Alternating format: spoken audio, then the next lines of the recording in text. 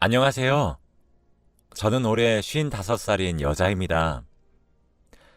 저에게는 나이 차이가 아주 많이 나는 남동생이 하나 있어요. 저보다 14살이 어리고 올해 31살의 나이입니다. 제 남동생의 결혼을 앞두고 참 기분이 싱숭생숭해 이렇게 글을 쓰게 되었어요. 저희 부모님은 금술이 참 좋으셨습니다. 어린 나이에 결혼하기 전 저를 가지셨고 저를 책임지기 위해 가정을 꾸리셨습니다. 스물이란 나이에 저를 낳으신 부모님은 제가 태어나면서 아등바등 사셔야 했습니다. 신생아에겐 참 많은 것들이 필요로 했으니까요. 그렇게 저를 금이야 오기야 기르셨고 제가 15살이 되던 해에 남동생을 하나 더 낳으셨죠. 그의 나이라고 해봤자 어머니와 아버지 두 분 다 30대 중반이셨거든요. 그런데 제 어머니는 몸이 정말 연약하신 분이셨어요. 그래서 제가 힘들게 태어났다고 들었거든요. 저는 그래도 어머니가 젊었을 때 낳아서 괜찮았을지 몰라도 30의 중반의 나이에 한 번 더 하는 출산은 어머니께 꽤 위험했었나 봅니다. 어머니는 남동생을 낳고 그렇게 눈을 더는 뜨지 못하셨어요. 저희 아버지는 그렇게 아들을 얻고 아내를 잃어야만 했습니다. 제가 곁에서 지켜봐 왔을 때에도 아버지는 어머니를 참 많이 사랑하셨습니다. 동네에서 보기 드문 인꼬 부부라고 소문이 날 정도셨죠. 그래서 아버지는 새로 태어난 제 남동생의 탄생보다 어머니를 잃은 슬픔에 더욱 빠져 계셨습니다. 그래서 남동생을 돌보는 것은 오롯이 제 몫이 되어버렸죠. 어머님을 보내신 후에도 아버지는 돈을 계속 벌어야 했기 때문에 저는 남동생을 제가 키워야만 했죠. 처음엔 남동생이 참으로 미웠습니다. 조그만 이 존재 하나 때문에 제가 사랑하는 어머니는 하늘나라로 가셨고 아버지도 더 이상 웃음을 지어주시지 않으니 제가 얼마나 원망했는지 몰라요. 그런데도 그 아이는 잘 울지도 않았습니다. 잠도 잘 잤고 보채는 것도 없었죠. 지금 생각해보면 갓난아이가 저렇게 순할 수 있나 싶을 정도로 매우 순한 아이였던 거죠. 저희 사정을 불쌍히 여기신 앞집 아주머니가 참 많이 도와주셨습니다. 저희 아버지는 지역을 돌아다니면서 일을 하셔서 집에 저와 남동생만 있어야 했는데 제가 학교에 가 있는 시간 동안에는 앞집 아주머니가 남동생을 봐주셨어요. 제가 학업을 졸업하고 성인의 나이가 되었을 때 제 남동생은 고작 6살이었습니다. 그런데 그때 예상치 못한 비극이 찾아왔어요. 전생에 제가 나라를 팔아먹었던 것인지 아버지가 그만 교통사고로 중태에 빠져버렸습니다. 응급 상황을 여러 번 넘기시다 결국 6년 만에 어머니의 뒤를 이으셨어요. 제겐 아버지의 사망보험금 1억이 전부였습니다. 1억으로 이제 6살이 된 남동생과 성인이 된 제가 사회에서 살아남는다는 사실은 정말 말도 안 되는 일이었습니다. 전 선택해야 했어요. 대학을 포기하고 남동생을 키우는 것에 올인할 것인지 사망보험금으로 대학까지는 졸업을 할 것인지를 말이에요. 처음에 대학이고 뭐고 공장에 당장이라도 취직해 일을 하려고 했어요. 대학에서 합격 발표가 나서 등록금을 내야 했지만 당장 부모가 없는 상태였고 앞으로를 위해 학업을 포기하려고 했습니다. 그런데 그때 앞집 아주머니께서 그러지 말라고 말씀하시더군요. 자신이 조금 더 도와줄 수 있으니 대학교를 나와야 한다고, 그래야 하늘에 있는 부모님이 덜 미안하실 거라고 하면서 말이에요. 그때 아주머니에게 안겨서 눈앞이 막막하다고 아주 펑펑 울었습니다. 그런 저를 아이고 불쌍하다, 아이고 불쌍해서 어떻게 하니? 라고 하시며 저를 끌어안고 함께 눈물을 흘려주셨습니다. 그렇게 저는 대학 생활과 육아를 함께 하게 되었답니다. 주위에서도 손가락질을 참 많이 받았어요. 애가 애를 업고 다니니 미혼모란 소문도 많이 났죠. 동생도 엄마의 손길이 아닌 서툰 누나의 손길로 자랐기 때문에 저를 종종 엄마라고 부르기도 했었거든요. 대학교 공부를 해도 전 친구들을 제대로 사귈 수가 없었어요. 빠르게 집으로 가서 아이를 봐야 했거든요. 제가 친구들과 함께 놀 돈도 아까웠고, 제가 그렇게 밖으로 나돌면 나돌수록 제 남동생은 남들보다 뒤처지게 될 테니까요. 제 손으로 아이를 키우고 있다 보니 그것도 싫더라고요.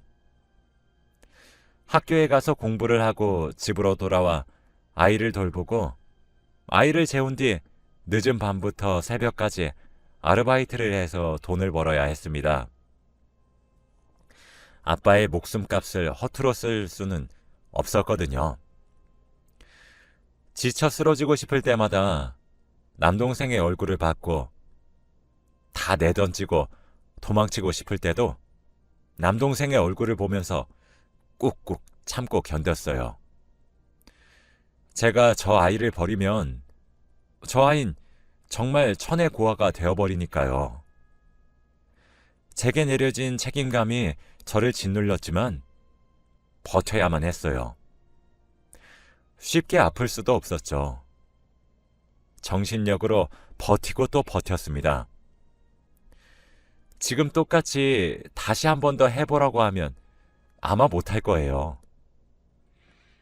그렇게 남동생은 하루가 다르게 쑥쑥 컸고 초등학교에 입학하게 되었죠. 남동생은 초등학교에서 교육을 받는 6년 동안 늦게 알아도 될 법한 진실들을 알게 되었습니다.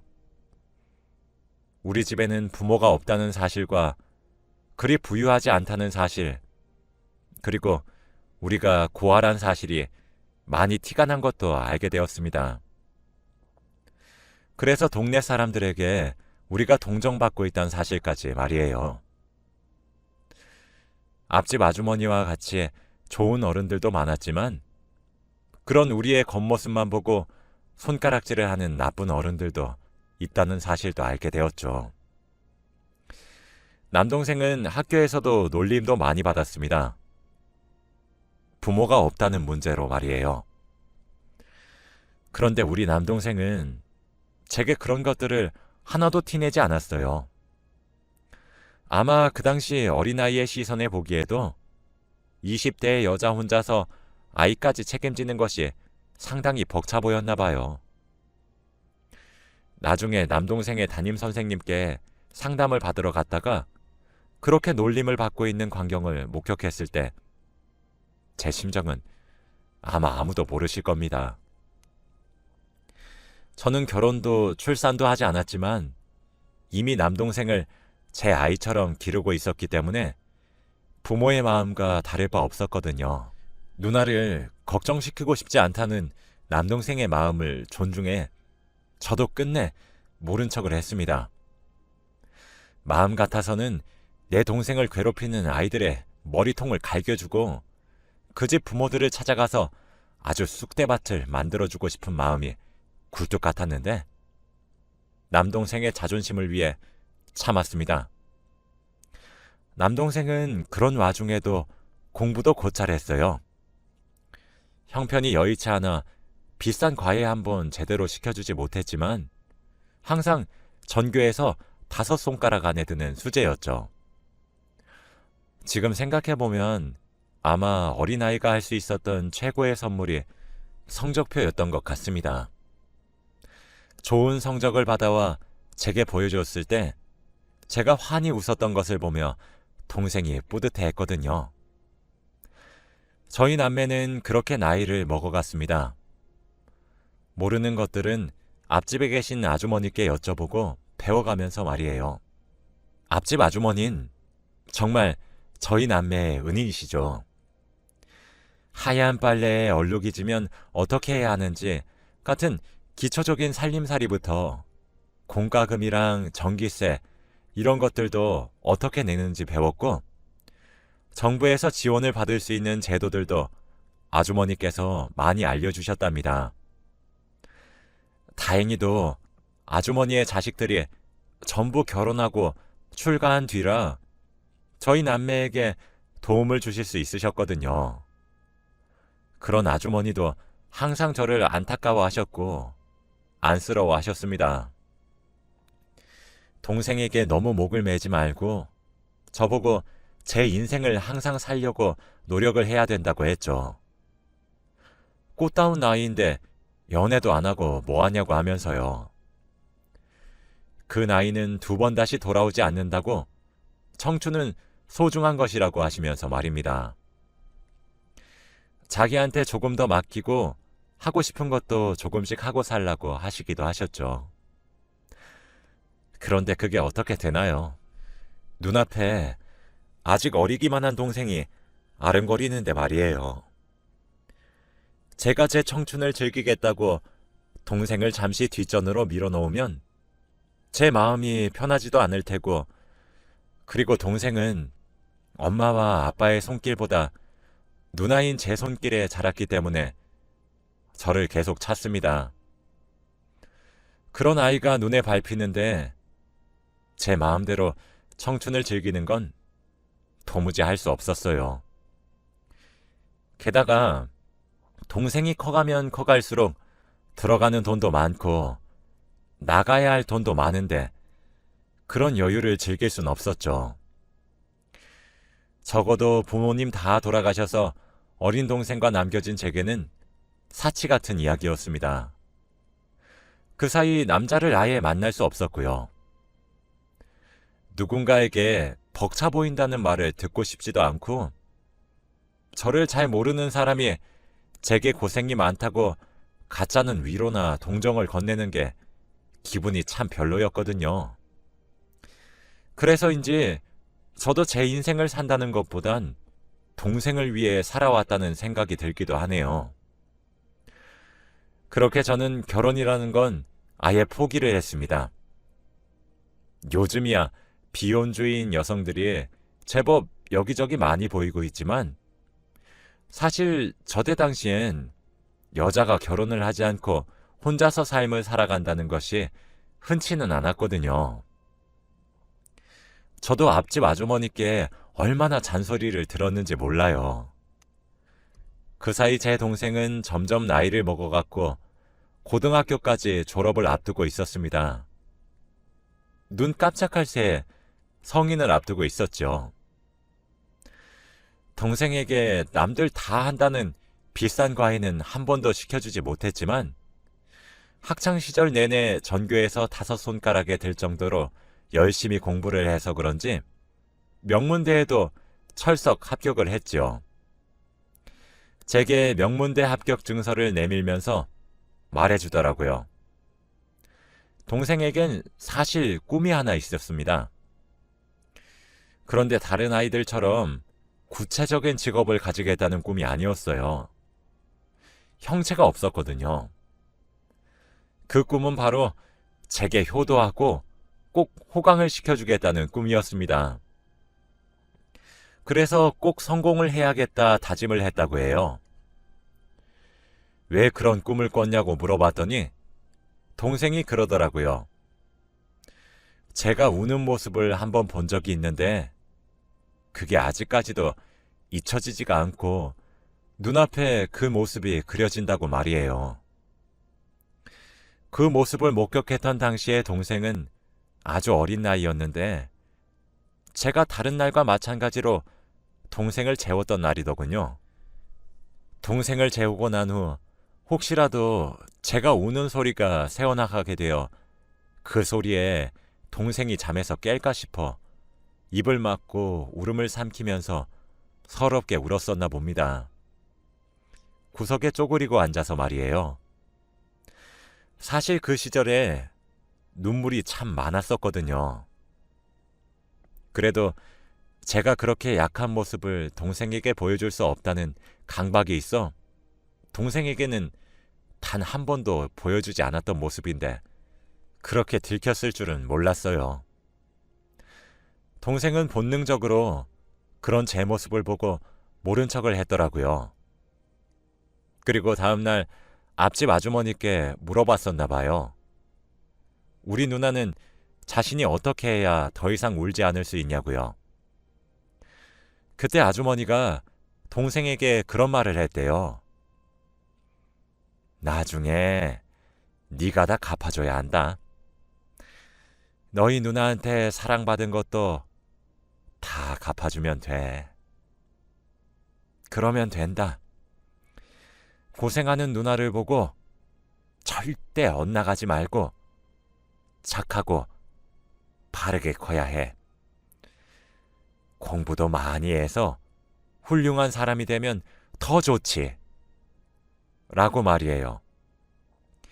그때 동생이 훌륭한 사람이 되면 누나가 많이 기뻐할까요? 라고 물었답니다. 그랬더니 아주머니가 당연하지. 라고 대답했다고 하더라고요. 그때부터 동생의 꿈은 제가 한박 웃음을 지으며 행복하게 사는 것이었다고 해요. 공부를 하다가도 얼마나 하기 싫었던 적이 많았는지 아냐고 웃으면서 말하다가 제게 그랬어요. 근데 누나, 아무리 하기 싫어도 나는 내 어린 시절의 누나를 떠올려 보면 항상 밤마다 나 몰래 눈물을 삼키고 있었던 모습밖에 떠오르지 않아서 공부가 너무 하기 싫었지만 그만둘 수 없었어.